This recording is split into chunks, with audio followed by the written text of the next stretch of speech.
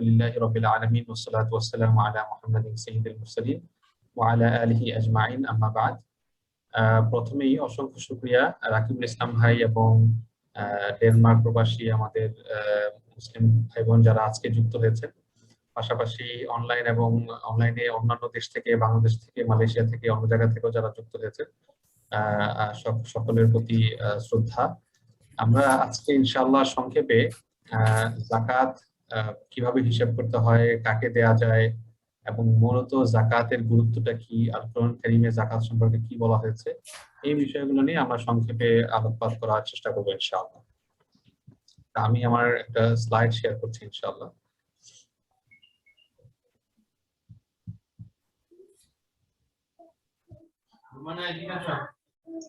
আশা করছি আপনারা আমার স্লাইডটা দেখতে পাচ্ছেন। প্রথমত যাকাতের গুরুত্ব নিয়ে যদি আমরা সংক্ষেপে কিছু আলোচনা করি, আমরা মুসলিম হিসেবে আল্লাহ সুবহানাহু ওয়া তাআলা আমাদেরকে যে ঈমান দিয়ে ধন্য করেছেন এবং যে ইসলামের পরিচয়ে আমরা হয়েছি, বর্তমানে আছি মুসলিম হিসেবে। আমাদের মুসলিম হিসেবে আল্লাহ সুবহানাহু ওয়া তাআলার যে বিধিবিধানগুলো, যদি বিশেষ করে আমরা যদি দেখি যে আল্লাহ রাসূল সাল্লাল্লাহু আলাইহি ওয়াসাল্লাম বলেছেন বুনিয়াল ইসলামু আলা খামসিন, ইসলামের ভিত্তি 5টি বিষয়ের উপর, শাহাদাতি আল্লা ইলাহা ইল্লাল্লাহ ওয়া আন্না মুহাম্মাদুর রাসূলুল্লাহ ওয়া ইকামিস সালাহ ওয়া ইতাইজ যাকাত ওয়া হজ্জুল বাইত। তাই না, যে ইসলামের ভিত্তি 5টি বিষয়ের উপর, সেখানে শাহাদা আছে, ঈমান আছে, তারপর সালাত আদায় করা, যাকাত কায়েম আদায় করা, সালাত কায়েম করা, যাকাত আদায় করা, রোজা রাখা, ও সওম রমাদান ওয়া হজ্জুল বাইত এবং হজ করা। তন্মধ্যে যাকাতের কথা আল্লাহ সুবহানাহু রাসূল সাল্লাল্লাহু আলাইহি ওয়াসাল্লাম উল্লেখ করেছেন।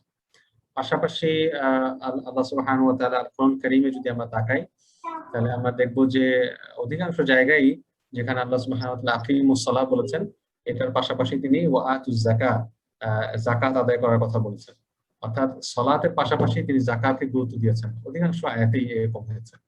তো মৌলিকভাবে যাকাত অর্থ হচ্ছে বৃদ্ধি পাওয়া, ইনক্রিজ হওয়া, গ্রোথ হওয়া, অথবা পিউরিফিকেশন, পবিত্রকরণ, সবগুলো অর্থেই আসে।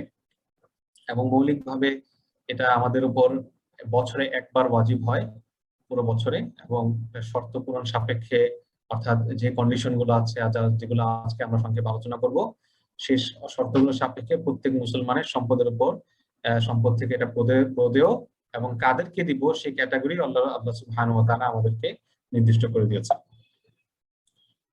এই একটি স্লাইডে আমি যেটা বলার চেষ্টা করি সেটা হচ্ছে যে আমরা যাকাত যে দেই, যাকাত মূলত সাদাকার একটি অংশ। অর্থাৎ সাদাকা এটা একটু ব্রড টার্ম, এটা শুধুমাত্র আর্থিক নয়, অনার্থিক বিষয়েও সাদাকা হতে পারে। যেমন রাসূলুল্লাহ সাল্লাল্লাহু আলাইহি ওয়াসাল্লাম বলেছেন, তাবাসসুমুকা ফি ওয়াজহি আখিকা সাদাকা, আমার এক মুসলিম ভাইয়ের দিকে তাকিয়ে যদি আমি মুচকি হাসি, এটাও একটা সাদাকা। অনুভাবে স্ত্রীর মুখে লোকমা তুলে দেওয়াকেও সাদাকা বলা হয়েছে। সাদাকা বিভিন্ন ভাবে হতে পারে, এবং এর মধ্যে আর্থিক যে সাদাকা, এটার আমরা 3টি ধরন দেখতে পাই। একটা হচ্ছে সাধারণ যে কোনো দান বা ডোনেশন, যেটাকে আমরা বলি না কেন, সেটা হচ্ছে সাদাকা। 2 নম্বর হচ্ছে যেটা আল্লাহ সুবহানাহু ওয়া তাআলা আমাদের উপর ওয়াজিব করে দিয়েছেন, দিতেই হবে, এটা হচ্ছে যাকাত। আর 3 নম্বর হচ্ছে আরেকটা ক্যাটাগরি, যেটা মূলত ওয়াজিব না, কিন্তু সেটা সাধারণ সাদাকা থেকে এইভাবে ভিন্ন যে এখানে উদ্দেশ্য থাকে একটা দীর্ঘমেয়াদী বেনিফিট পাওয়ার। কিভাবে? যে মূল যে আপনার সাদাকার যে বিষয়টা, যে অ্যাসেটটা, সেটাকে আপনার সরাসরি দান করা হয় না, বরং সেটাকে অটুট রেখে অন্যান্য আপনার যে অ্যাসেট গুলো আছে, ওটার যে বেনিফিট আছে, ওটার যে ভাড়া আছে বা প্রফিট আছে, সেটাকে আপনার সাদাকা করে দেওয়া হয়, বেনিফিশিয়ারিদেরকে দেওয়া হয়, যেটাকে আমরা ওয়াকফ বলি। এবং ইসলামের শুরু যুগে আমরা বিভিন্ন ওয়াকফের উদাহরণ দেখি, ওসমান রাদিয়াল্লাহু আনহু থেকে, অন্যান্য সাহাবী থেকে, এবং আপনার আমরা জানি যে মিশরের আল আজহার ইউনিভার্সিটি, এটা ওয়াকফের মাধ্যমে প্রতিষ্ঠিত, হ্যাঁ, ইত্যাদি। আচ্ছা, একজন আমাকে প্রশ্ন করেছেন চ্যাট বক্সে যে যাকাত কি ওয়াজিব না ফরজ? আচ্ছা, ওয়াজিব এবং ফরজ ফিকহ হানাফি ছাড়া অন্যান্য ফিকহে সমার্থক শব্দ হিসেবে ব্যবহৃত হয়। আসলে আমি ফরজ মিন করেছি ওয়াজিব দিয়ে। এটা আল্লাহ সুবহানাহু ওয়া তাআলা আমাদের উপর ফরজ করেছেন, অর্থাৎ আমাদেরকে অবশ্যই আদায় করতে হবে। আল্লাহ সুবহানাহু ওয়া তাআলা আল কোরআন কারীমে উনি উল্লেখ করেন, ইয়ামহাকুল্লাহু রিবা ওয়া ইউরবিস সাদাকাত, আল্লাহ তাআলা রিবাকে ধ্বংস করে দেন এবং সাদাকাকে বাড়িয়ে দেন, ইউরবি সাদাকাত। অর্থাৎ আমরা যদি কেউ আমাদের সম্পদকে বাড়াতে চাই, তাহলে এটার একটা সহজ উপায় হলো সাদাকা করা। আমরা যত সাদাকা করব, ইনশাআল্লাহ আল্লাহ সুবহানাহু ওয়া তাআলা এটাকে আরো বহুগুণ বৃদ্ধি করে দেবেন।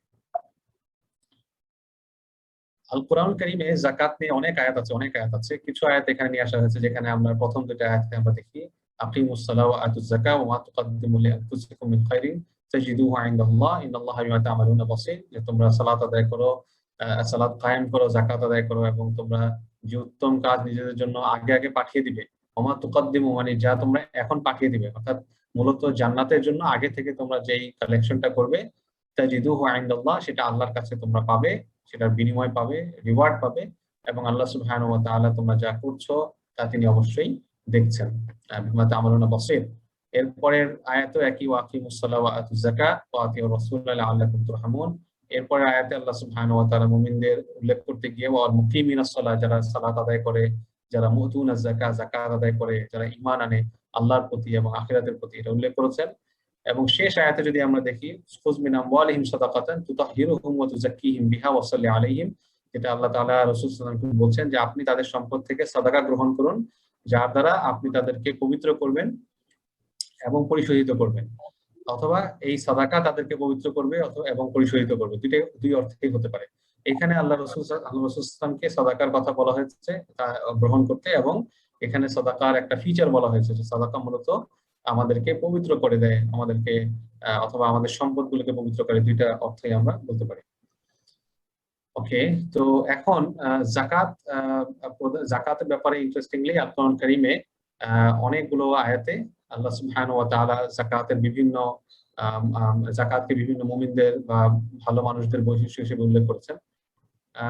কেউ একজন অ্যানোটেশন করছেন, দয়া করে আপনারা অ্যানোটেশন করবেন না, আমি এটা ডিলিট করছি। Disable, okay, disable annotation for others, এবং অ্যানোটেশনের ক্ষেত্রে ক্লিয়ার করে দিলাম।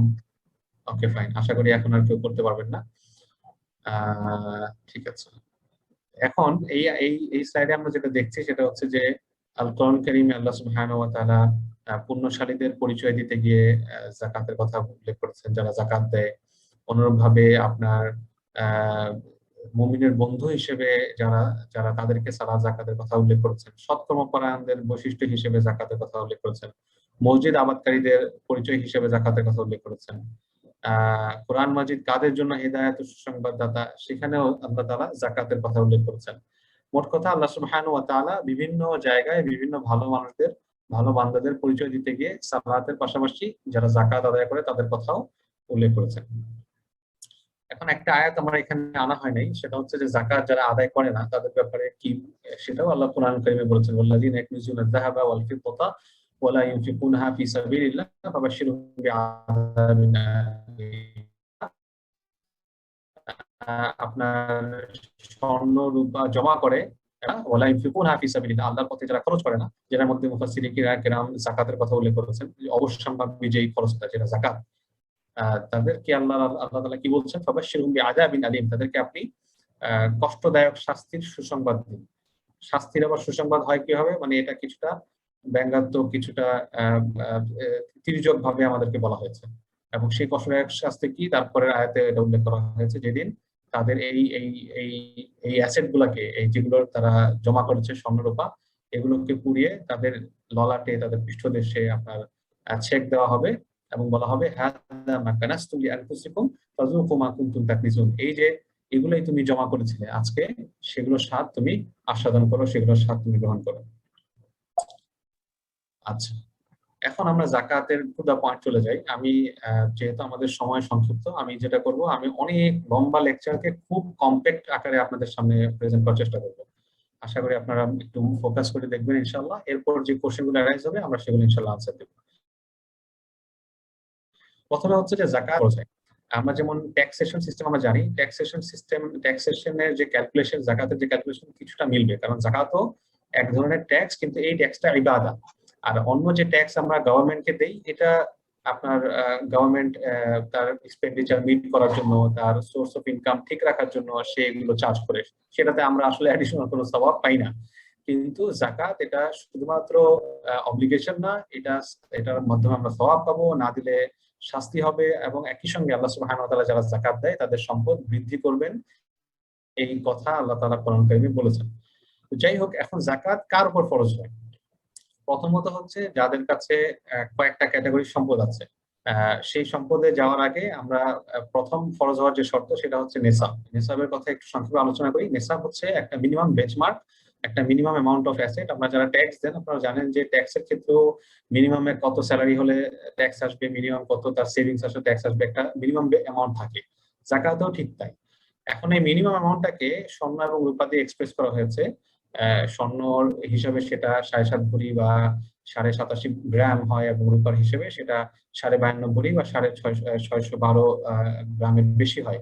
এবং তৎকালীন এই দুটো মূল্য আসলে সমপরিমাণ বা কাছাকাছি ছিল, যার কারণে দিরহাম এবং দিনারের এই আপনার ব্যাখ্যাটা এসেছে। বাকি বর্তমান সময়ে আমরা দেখি যে একটা বিরাট ডিফারেন্স হয়ে যায়।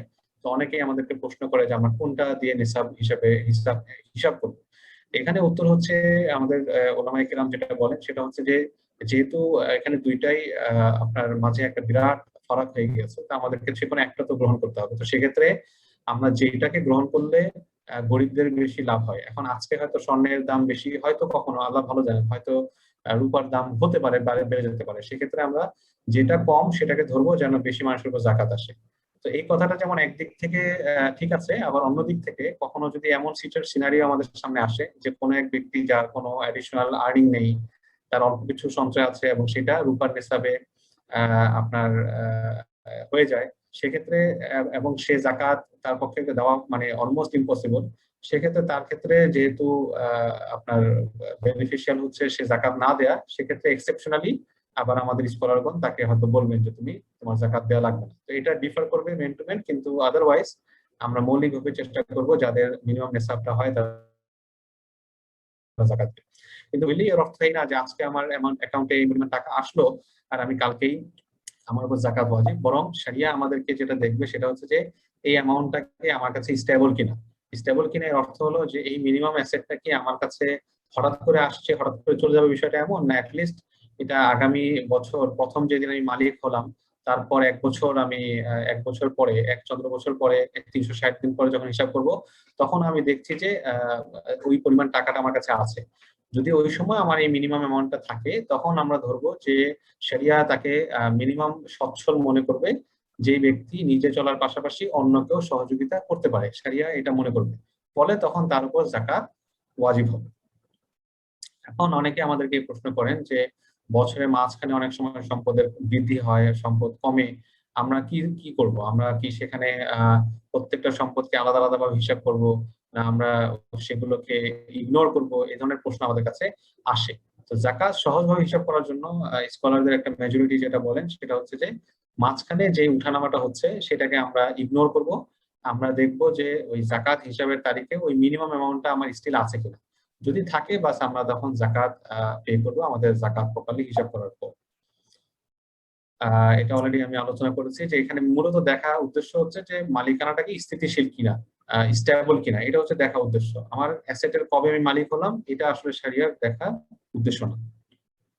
ওকে, এবার মূল যে আমাদের সবচেয়ে বেশি সবার জানার আগ্রহ থাকে সেটা হচ্ছে যে যাকাত কোন কোন সম্পদে আসবে। প্রথম ক্যাটাগরি হচ্ছে স্বর্ণ রূপা, এবং স্বর্ণ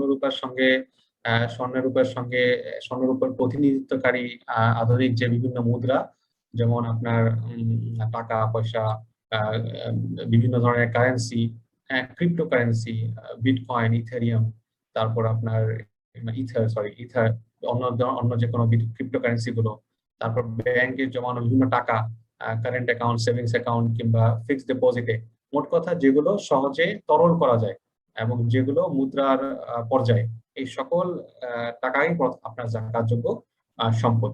এর পাশ এই এর পাশাপাশি বন্ড, বন্ড, সুকুক, যেগুলো আমি সহজে উইথড্র করতে পারি, ইনভেস্টমেন্ট ফান্ড, যে ফান্ডে আমি টাকা দিয়েছি এবং সহজে এগুলো তরল করা যায়। তরল করা যায় মানে আমি চাইলে উইথড্র করতে পারি, আমাকে হয়তো এক সপ্তাহ নোটিশ দেওয়া লাগবে, অথবা আপনার ইনস্ট্যান্ট আমি গেলেই আবেদন করলেই তুলতে পারবো।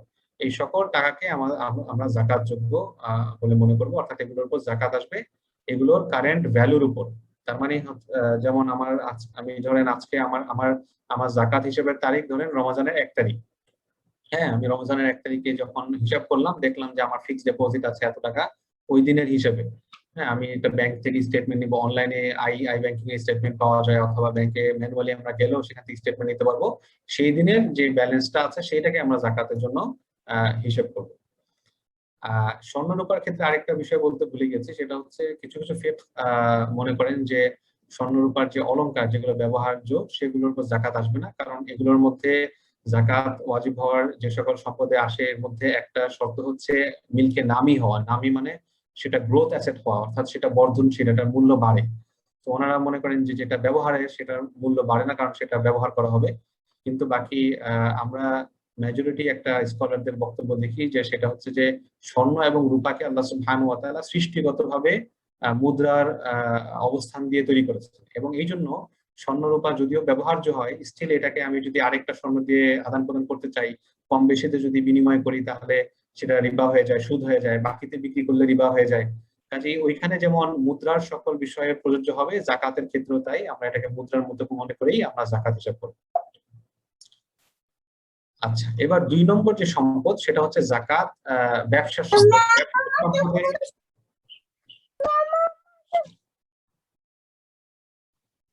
যে আমরা সবাই মিউট রাখি দয়া করে।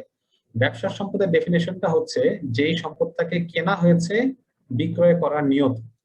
এটা হচ্ছে খুব সহজ একটা ডেফিনেশন, তাহলে আমাদের মানে মনে রাখতে খুব সহজ হবে। যে সম্পদটা কেনার সময়ই পরিকল্পনা ছিল আমি এটাকে বিক্রি করবো। সাধারণত একজন ব্যবসায়ীর ক্ষেত্রে যা হয়, একজন ব্যবসায়ী নিশ্চয়ই দোকানের মধ্যে মাল স্টক করেন না যে আমি নিজে ব্যবহার করবো, তাই না? ওনাকে এটা স্টক করেন উনি এই জন্য যেন উনি একটা সময় এটাকে বিক্রি করবেন, হয়তো আজ নয়তো কাল। কোনোরকম ভাবে একটা ফ্যাক্টরি সে র ম্যাটেরিয়াল কিনে কিসের জন্য, এটাকে প্রসেস করে সে বিক্রি করবে।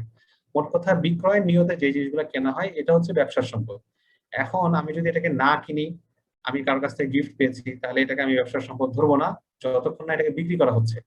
আমি যদি এটাকে কিনি, উত্তরাধিকার সূত্রে পাই, তাহলে এটাকে আমি ব্যবসার সম্পদে হিসেবে করবো যতক্ষণ আমি এটাকে বিক্রি করছি। একইভাবে আমি যদি এটাকে বিক্রয়ের নিয়তে না কিনি, ভাড়া দেওয়ার নিয়তে কিনি, তাহলেও এটা ব্যবসার সম্পদ বলে গণ্য হবে না। নিজে ব্যবহার করার জন্য কিনলেও এটা ব্যবসার সম্পদ হবে না। এবং ক্রয়ের সময় যদি কোনো নিয়ত না করি, অথবা ব্যবসার নিয়ত করেছি কিন্তু পরে পরিবর্তন করে ফেলেছি যে না এটা আমি নিজেই ব্যবহার করব, তাহলেও সেটা ব্যবসার সম্পদ হিসেবে থাকবে না। এটার ইমপ্লিকেশনটা কি? এই যে আমরা বললাম ব্যবসার সম্পদ হওয়া না হওয়া, ইমপ্লিকেশনটা হলো যদি আমরা এটাকে ব্যবসার সম্পদ বলি, তখন এটার যে মার্কেট ভ্যালিউ, যেদিন আমরা জাকাত ক্যালকুলেট করব সেই দিনের যে বিক্রয় মূল্য, সেটা আমাদের জাকাতে হিসাব করতে হবে। আর যদি বলি যে এটা ব্যবসার সম্পদ না, তখন এটাকে আমাদের জাকাতের জন্য হিসাব করতে হবে না। এই হচ্ছে পার্থক্য। যেমন ধরুন একজন একটা বাড়ি ক্রয় করেছেন ভাড়া দেওয়ার জন্য, উনি এটা থেকে ভাড়া তুলবেন, তাহলে ওই বাড়ির বিক্রয় মূল্য বা ভ্যালুর উপর জাকাত হিসেব করতে হবে না, বরং যে ভাড়াটা পাবেন সেই ভাড়াটাকে উনি আপনার অন্যান্য লিকুইড অ্যাসেটের সাথে যেহেতু সেটা যুক্ত হয়ে যাবে, সেটার সাথে মিলিয়ে উনি জাকাত হিসেব করবেন। ঠিক একই কথা আপনার অন্যান্য বিভিন্ন অ্যাসেট যেটা আমি নিজে ব্যবহার করার জন্য কিনেছি, হয়তো একজন ব্যক্তি 3টা গাড়ি কিনেছেন, এটা হয়তো অপচয় হবে, কিন্তু স্টিল ওই গাড়ির ভ্যালুর উপর জাকাত আসবে না যদি না এটা উনি বিক্রি নিয়তে ক্রয় করেন।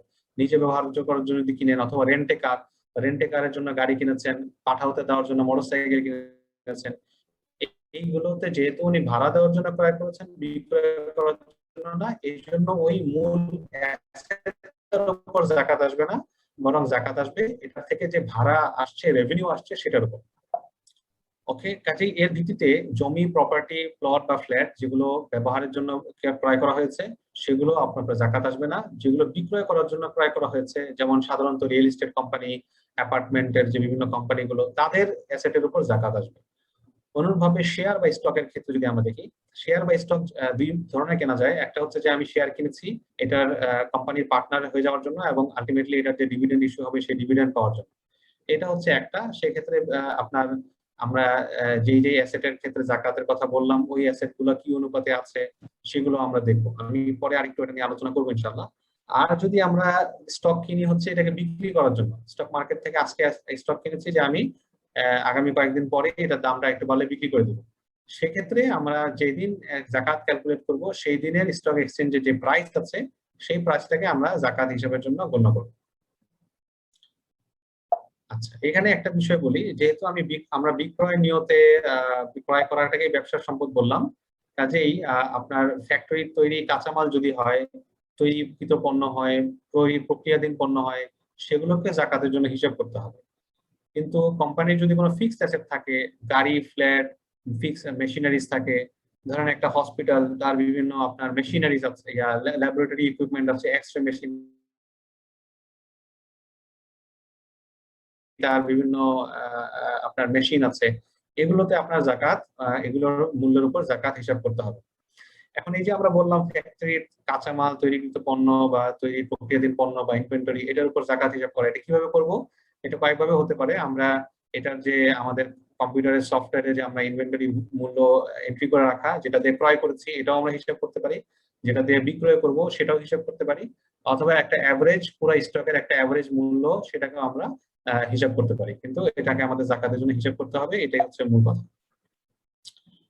এখন কোন মূল্য ধর্তব্য, এখানে যে ইলাস্ট্রেশন দেওয়া হয়েছে এটা খুব অড একটা ইলাস্ট্রেশন, কিন্তু স্টিল আমি এটা ডিলিট করে নিয়ে রেখেছি।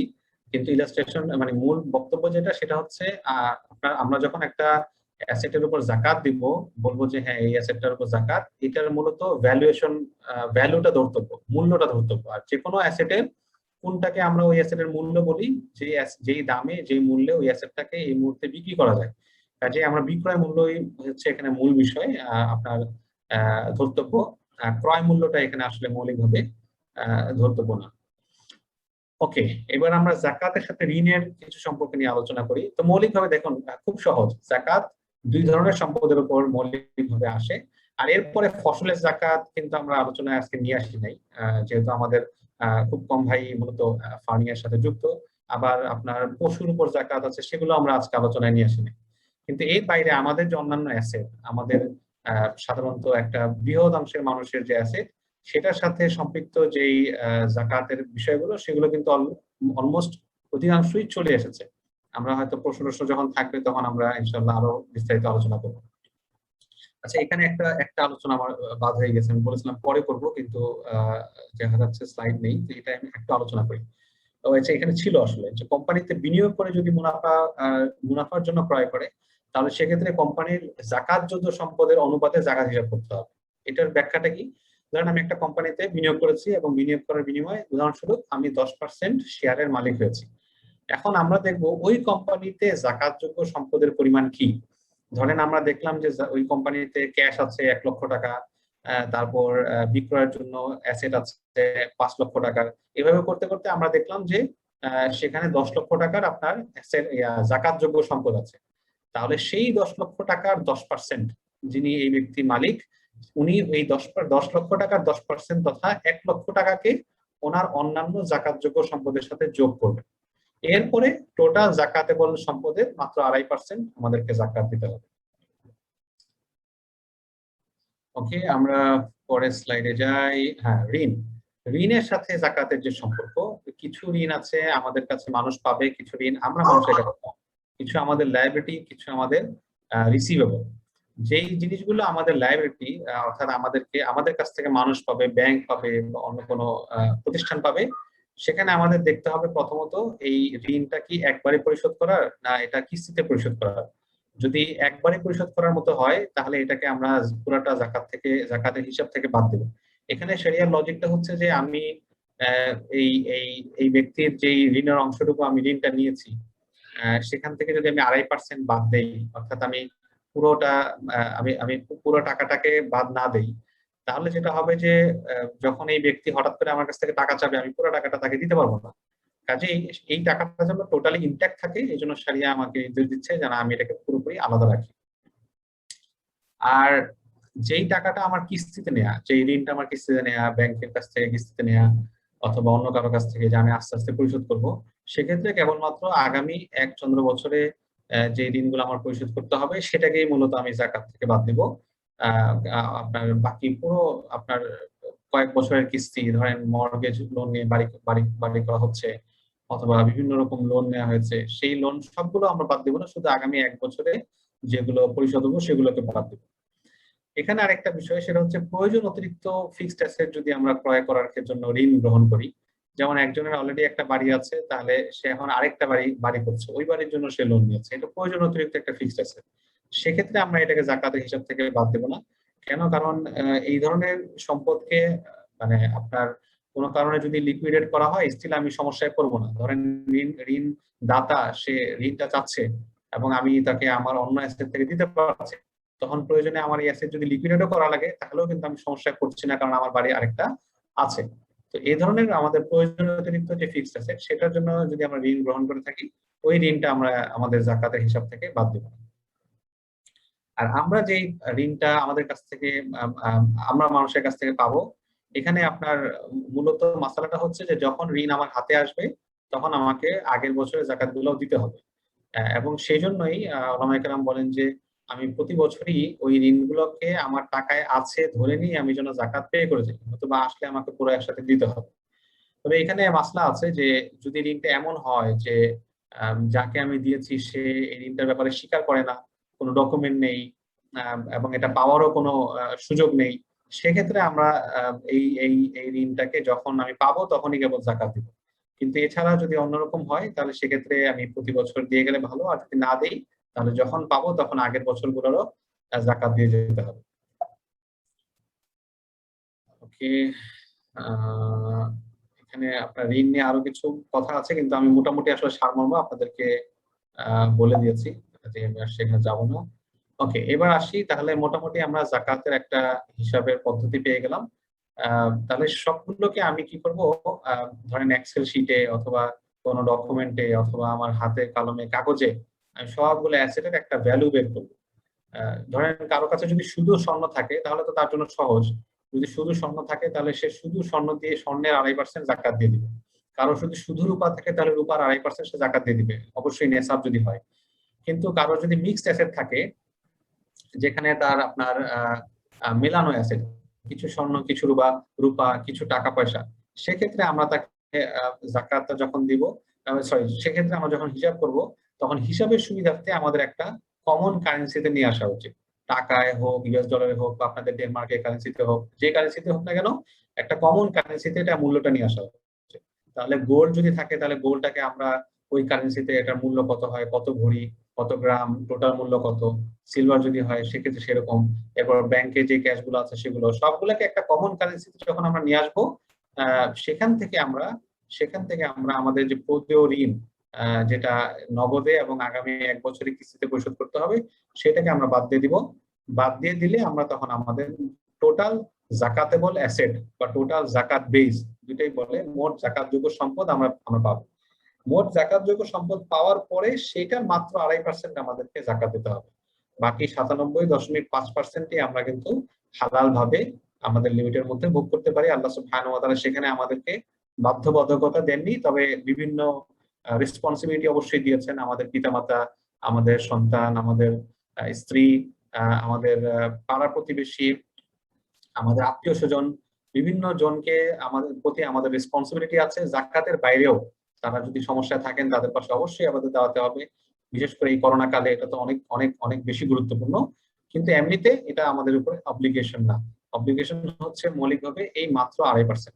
দেখুন, আল্লাহ সুবহানাহু ওয়া তাআলা যদি চাইতেন তিনি আমাদের বরং উল্টা করতে পারতেন, যে 97.5% তোমার জাকাত দিতে হবে আর মাত্র 2.5% তুমি ব্যবহার করো।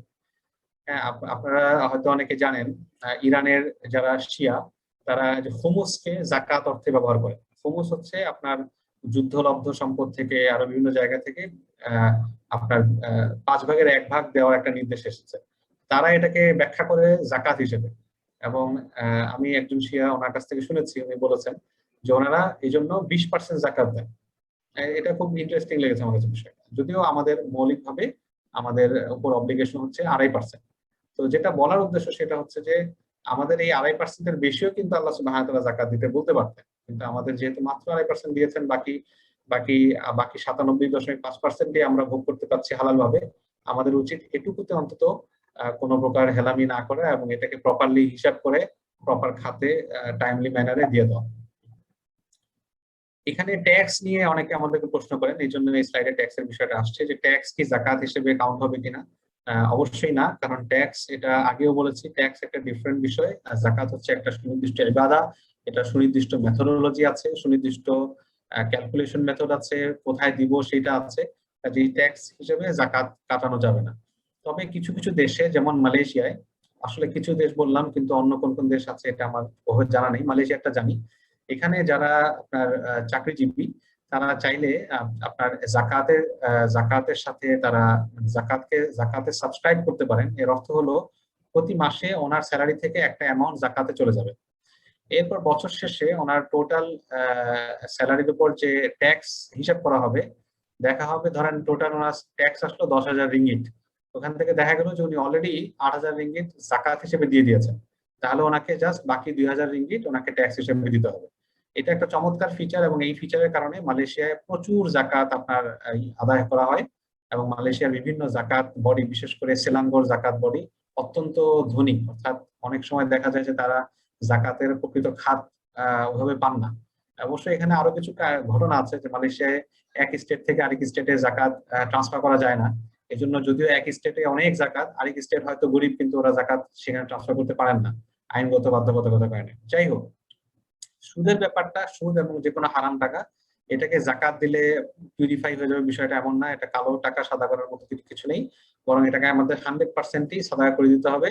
আমাদের আমাদের জিম্মা থেকে, আমাদের দায় থেকে এটাকে মুক্ত করে দিতে হবে।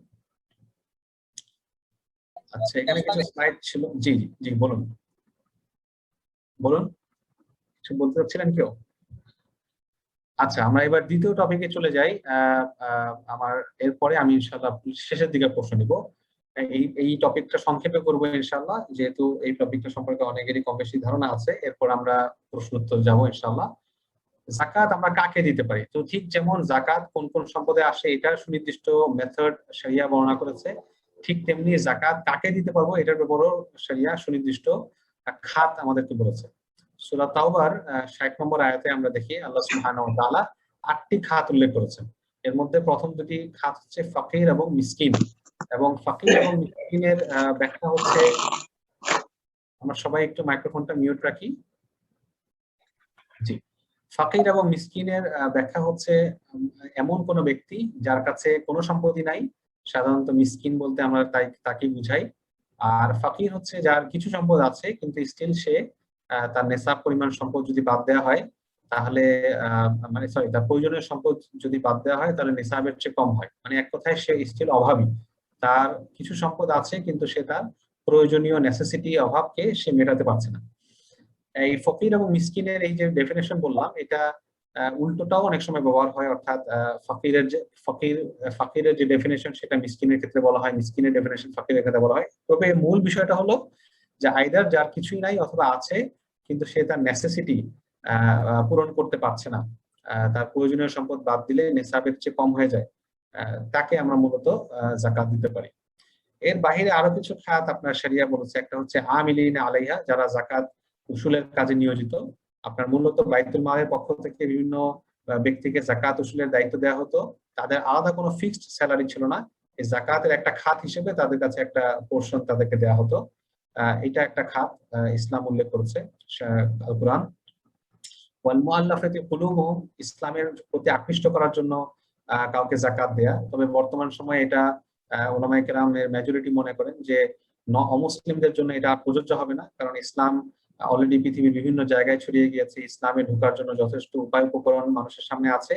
এই অবস্থায় আপনার মানুষকে আকৃষ্ট করার জন্য নন মুসলিমকে আমরা জাকাত থেকে দিব না, বরং মুসলিমদেরকে দিব। কিন্তু এটাতে মত পার্থক্য আছে, এবং আধুনিক অনেক আলেম মনে করেন যে না, আমরা এখান থেকে নন মুসলিমকে দিতে পারি। কিন্তু এখানে আমি একটা জিনিস যেটা বলার চেষ্টা করি, যে জাকাতের ব্যাপারে যেহেতু এটা একটা ইবাদা, এখানে আমাদের সতর্কতার সাথে মানে আপনার ইয়া করা উচিত। এবং একটা স্কলারদের একটা বড় অংশ যেহেতু মনে করেন যে না, জাকাত শুধুমাত্র মুসলিমদের জাকাত দেওয়া উচিত, কিন্তু এর অর্থ এই না যে আমরা অমুসলিমদেরকে কিছু দিতে পারবো। আমাদের জাকাতের 2.5% বাহিরে কিন্তু আরো 97.5% রয়ে গেছে, এবং আমরা সেটাকে বিভিন্ন ভাবে ইসলামের জন্য ব্যবহার করতে পারি। এর মধ্যে এটাও হতে পারে যে আমরা নন মুসলিমদেরকে সহযোগিতা করলাম জাকাতের ওই মানে জাকাত ভিন্ন অন্য কোনো ফান্ডে, ওয়াকাফ থেকে হতে পারে, অন্যান্য সাদাকা থেকে হতে পারে। এরপর দাস মুক্তির জন্য জাকাতের কথা এসেছে, যদিও এটা বাস্তব বর্তমান প্রেক্ষাপটে দাসের সেরকম আমরা দেখি না। ঋণগ্রস্তদের জন্য, ঋণগ্রস্ত কেউ থাকলে আমরা তাকে জাকাত দিয়ে তার ঋণ পরিশোধ করতে সহযোগিতা করতে পারি। আল্লাহর পথে মৌলিকভাবে আল কোরআন কারিমে যখন ফি সাবিলিল্লাহ আসে, মুফাসসিরিনা কিরাম এটাকে আল্লাহর পথে যুদ্ধরত যারা তাদের ক্ষেত্রে ব্যবহার করেন। তবে এটাকে অনেক ওলামায়ে কেরাম ব্রডার মিনিং এও নেন, এবং অনেকে আবার এতটাই ব্রড মিনিং এ নেন যে যে কোনো ইসলামী কাজেই আমরা যাকাত দিতে পারবো। কিন্তু বিষয়টা আসলে সেরকম নয়, বরং আল কোরআন কারীমের বিভিন্ন আয়াত এবং রাসূল সাল্লাল্লাহু আলাইহি ওয়াসাল্লামের আহাদিস থেকে আমরা যেটা বুঝতে পারি, যাকাত একটি বিশেষায়িত সাদাকা, যে সাদাকাটার উদ্দেশ্য হচ্ছে ডাইরেক্টলি যেন আপনার গরিব মানুষের কাছে পৌঁছে যায়, ইনডাইরেক্টলি না। আমি একটা টিউবওয়েল করে দিলাম জাকাতের টাকা দিয়ে, এটা ইনডাইরেক্টলি ওই মানুষটাকে বেনিফিট করছে, সে নিজের ইচ্ছায় নিজের প্রয়োজনীয় খাতে এটাকে ব্যয় করতে পারছে না। অনুরূপভাবে আমি একটা পথ রাস্তা করে দিলাম, একটা পুল করে দিলাম, ব্রিজ করে দিলাম, এটা দিয়ে ইনডাইরেক্টলি সে বেনিফিট হচ্ছে, এখানে হয়তো অনেক অনেক ধনী মানুষ এখানে এই পথ দিয়ে যাবে। এইটা জাকাতের উদ্দেশ্য না। জাকাতের উদ্দেশ্য হচ্ছে গরিব মানুষকে সরাসরি উপকৃত করা। হ্যাঁ, আমরা হয়তো তাকে টাকার জায়গায় আমরা অন্য কিছু দিয়ে তাকে দিতে পারি, যেটা আমরা মনে করি তার জন্য বেশি বেনিফিশিয়াল। তবে অবশ্যই সর্বাবস্থায় তার প্রয়োজনটা দেখা উচিত। যেমন বর্তমান সময়ে মানুষের অনেক বেশি প্রয়োজন তার ৩ বেলা আহার, তার চিকিৎসা, এই জায়গাগুলো মৌলিক যে বিষয়গুলো এগুলোর জন্য মেটে, এটা আমাদের দেখা উচিত। এরপর মুসাফির যারা ট্রাভেল করেছেন, বিশেষ করে আপনারা যারা প্রবাসী, আমরা যারা প্রবাসী আমরা দেখি অনেক সময় প্রবাসী অনেক ভাইয়েরা না মারাত্মক রকম সমস্যায় পড়ে যান, দেশের থেকেও টাকা আনা তাদের জন্য সম্ভব হয় না, তা আমরা তাদেরকেও জাকাত দিতে পারি। আচ্ছা, যাদেরকে জাকাত দেওয়া যাবে না এদের মধ্যে ১ নম্বর হচ্ছে আমাদের পিতামাতা, আমাদের দাদা দাদি, নানা নানি, এবং আরেকটা হচ্ছে আমাদের সন্তান, নিম্নস্তন পুরুষ যারা তারা, এবং ২ নম্বর হচ্ছে আমাদের হাজবেন্ড অথবা ওয়াইফ। এই যে এই সম্পর্কের বিষয়গুলো হচ্ছে এমন, এগুলো আসলে জাকাতের ঊর্ধ্বে।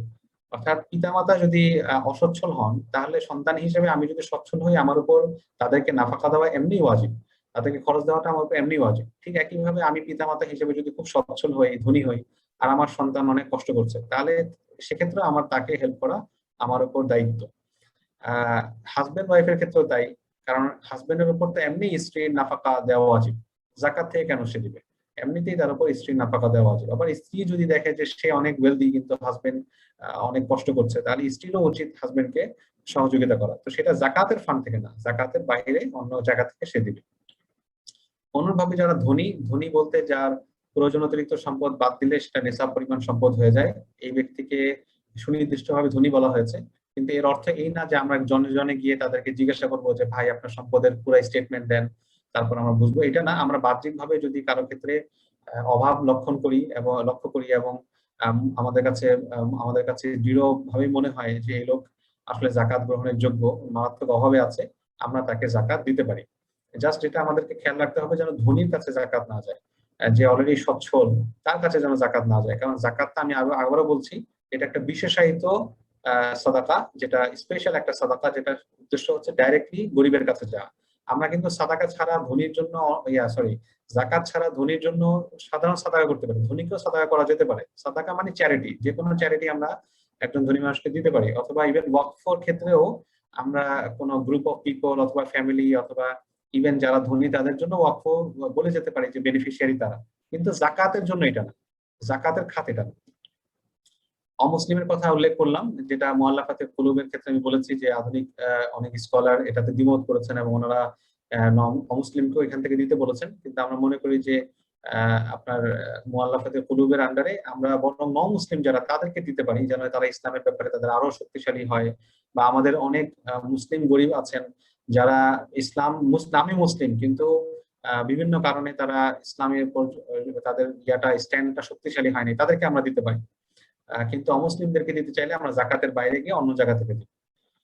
ওকে, জাকাতের ক্ষেত্রে শর্ত হচ্ছে প্রথমত নিয়ত করা, যেহেতু এটা একটা ইবাদা, অবশ্যই আমাদের নিয়ত করতে হবে। এখন নিয়তটা আমরা হয়তো জাকাত আদায় করার সময় করতে পারি, অথবা জাকাতের টাকা আলাদা করে রাখার সময় আমরা আমরা নিয়ত করতে পারি। যেহেতু এখন আমরা ম্যাক্সিমামই ডিজিটাল ওয়ালেট, অনলাইন ব্যাংকিং এগুলো ব্যবহার করি, তাহলে আসলে আসলে কম, আমাদের আদায় করার সময় অন্তত নিয়ত করতে হবে। ২ নম্বর যে শর্ত, এটা আমরা আমাদের একটা মেজরিটি স্কলার মনে করেন, এবং আমিও সেটাই মনে করি, সেটা হচ্ছে মানুষকে তামলিক বা মালিক বানিয়ে দেয়া। যদিও আপনার অনেক স্কলার এটাতে দ্বিমত করেন। এটার ইমপ্লিকেশনটা হচ্ছে যারা আমরা মনে করি যে মালিক বানিয়ে দেয়া, এবং এটা অবশ্যই কোরআন এবং সুন্নাহর ভিত্তিতে। আমাদের ক্ষেত্রে আমরা বলি যে আপনার জাকাতের টাকা দিয়ে ইনফ্রাস্ট্রাকচার ডেভেলপমেন্ট, আপনার রাস্তাঘাট নির্মাণ, টিভি টেলিভিশন চ্যানেলকে জাকাত, এগুলো জাকাতের খাত নয়। আপনি অন্য সাদাকা থেকে দেন, বাকি 97.5% থেকে দেন, কোনো সমস্যা নেই, কিন্তু জাকাতের খাত এটা না, এটা আমরা বলি। আর যারা বলেন যে না তামলিক বানানোটা শর্ত না, তারা বলেন যে জাকাতের টাকা দিয়ে অনেক কিছু করা যাবে। এবং এটার একটা বাস্তবতা, মানে আমি দুইটার মাঝে যে পার্থক্যটা আমার স্বচক্ষে দেখার অভিজ্ঞতা হয়েছে, যে জাকাতের টাকাকে যখন আপনি উন্মুক্ত করে দেন যে যে কোনো খাতে ইউজ করা যায়, মানুষ তখন ইসলাম নামের যে কোনো জিনিস এটাকে ব্যবহার করে। কেউ টেলিভিশন চ্যানেল যেখানে অনেক লাক্সারি হচ্ছে, এটার জন্য অনেক ট্রাভেল হচ্ছে, ইন্টারন্যাশনাল হোটেল বুক করা হচ্ছে, ইত্যাদি হচ্ছে, ওখানেও জাকাতের টাকা ইউজ করে। অথচ জাকাত দেখেন আমাদের এমনিতেই মুসলিম আমরা তুলনামূলক এতটা বিত্তশালী নই অমুসলিমদের তুলনায়, এরপরে আমাদের সবাই জাকাত দেয় না। যারা দেয় তারা সবাই হিসাব করে না, যারা হিসাব করে তারাও আবার ঠিক মতো দেয় না। এত কমপ্লিকেশন থাকার পরে যেই অল্প কিছু জাকাত উঠাচ্ছি, এই জাকাতটা দিয়ে আপনি বললাম কি যে এটা দিয়ে আপনি টেলিভিশন চ্যানেল দিয়ে দেন, এটা দিয়ে অমুক প্রতিষ্ঠানে দিয়ে দেন, বই কেনার জন্য দিয়ে দেন, এতে হয় কি ডাইরেক্ট চ্যারিটির যে উদ্দেশ্যটা শরিয়ার মিজাজের, সেটা প্রতিফলিত হয় না। এবং আমরা দেখি আমাদের গরিব মানুষরা না খেয়ে থাকে, আমরা আহাজারি দেখি ফেসবুকে ইত্যাদি ইত্যাদি। কাজে এই জায়গায় আমরা এই টাকাটা ব্যয় না করি, বরং অন্য যে খাতগুলো আছে ওখানে তো কোনো এন্ডলেস, শরিয়া আমাকে কোনো বাধা দেয় নাই এবং বলে নাই যে তুমি এখানে এখানে দাও। এটা এন্ডলেস অপরচুনিটি, আমরা অন্য টাকা দিয়ে সব ধরনের আমাদের যে খিদমত করার ইচ্ছা সেগুলো আমরা করি ইনশাআল্লাহ। ওকে, এখন এটা এই এই কথার আলোকে, তামলিকের আলোকে কিছু বিষয় এখানে আমি দিয়েছি, যেমন মসজিদ বানানো, রাস্তাঘাট বিনির্মাণ, জনসেবামূলক কাজ, এগুলো মূলত জাকাতের টাকা দিয়ে করা যাবে না। কিন্তু কোনো অভাবী যদি থাকে, তাকে পড়াশোনার জন্য, চিকিৎসার জন্য, বিবাহ দেওয়ার জন্য, তাকে আমরা জাকাত দিতে পারি। জাকাতের টাকা দিয়ে অন্য কিছু ক্রয় করে দিতে পারি, কিন্তু যেমনটি বললাম যে আমাদের সিচুয়েশন বুঝতে হবে। বর্তমান সময়ে আপনার দুইটা বিষয়, এক নম্বর হলো আমরা যদি কাউকে রিক্সা, সেলাই মেশিন কিনে দিতে চাই, তাহলে একটা বড় অ্যামাউন্ট একজনকে দিতে হয়। কিন্তু বর্তমান সময়টা অন্তত এই বছর ডিমান্ড করছে যে আমরা যেন বেশি মানুষকে দেই, অন্তত তারা খেয়ে থাকতে পারে।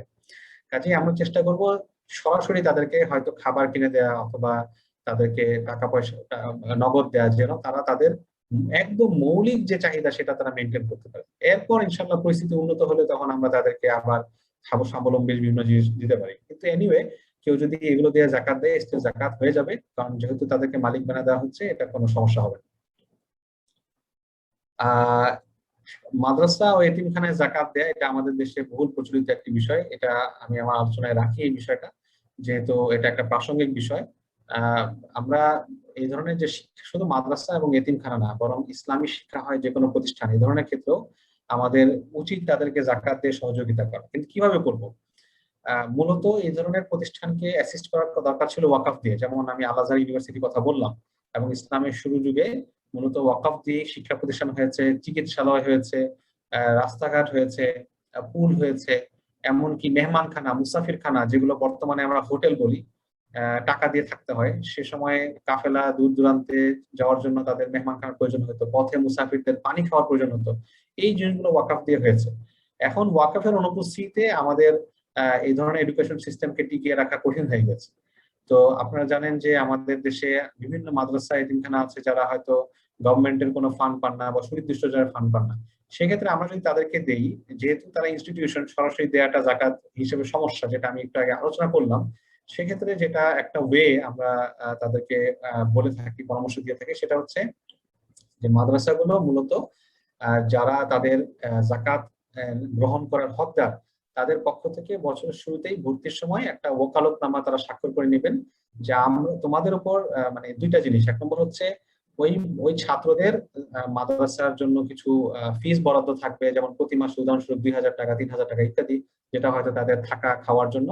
আর অন্যদিকে তাদের পক্ষ থেকে, যেহেতু তারা টাকা আদায় করতে পারছে না, তাদের পক্ষ থেকে জাকাত আদায় করার জন্য অনুমতি নিয়ে রাখবেন এই প্রতিষ্ঠানগুলো।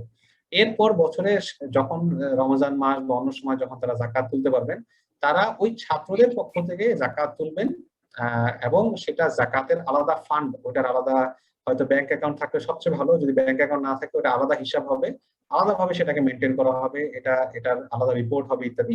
ওই ফান্ডটা থেকে শুধুমাত্র তারা তাদের যে খরচের ডিউ হয়ে গিয়েছে, যেমন একটা ছাত্র ধরেন 3,000 টাকা যদি প্রতি মাসে বেতন হয়, তাহলে এক বছরে তার এগেইনস্টে 36,000 টাকা ডিউ হয়ে গেল। তাহলে ওই 36,000 টাকা ওই ফান্ড থেকে মূল অপারেশনাল ফান্ডে মাদ্রাসা ট্রান্সফার করবে, ওই ছাত্রের পক্ষ থেকে যেন সে বেতনটা দিচ্ছে জাকাতের টাকা দিয়ে। ওর অপারেশনাল ফান্ডে আসার পরে তিনি মাদ্রাসা তার অন্যান্য অপারেশন, তার স্যালারি, তার হয়তো বই কেনা লাগবে অথবা অন্যান্য খাবার কেনা লাগবে, সেই জায়গায় সেগুলো ব্যবহার করতে পারে। কিন্তু সরাসরি প্রতিষ্ঠানকে আমরা যদি জাকাত টাকা দিয়ে দিই এবং সে এটা দিয়ে ইমিডিয়েটলি আপনার শিক্ষকদের স্যালারি বা অন্যান্য খাতে খরচ করে, তখন সমস্যা তৈরি হবে এই যে সেই শিক্ষকরা যদি জাকাত গ্রহণের উপযুক্ত না হন এবং আমি তাদেরকে সরাসরি জাকাত আমার টাকাটা সেখানে চলে যাচ্ছে, তখন সেটা একটা সন্দেহজনক প্রেক্ষাপট তৈরি হবে। আমার স্লাইড আসলে শেষ, আলহামদুলিল্লাহ। আমি চেষ্টা করেছি যেমনটা আপনাদেরকে বলেছি অত্যন্ত সংক্ষেপে আপনাদের পুরো বিষয়টা তুলে ধরতে। এখন ইনশাআল্লাহ আমি আপনাদের প্রশ্নোত্তর গুলোতে যাব। রাকিবুল ইসলাম ভাই এবং ডক্টর শাহিন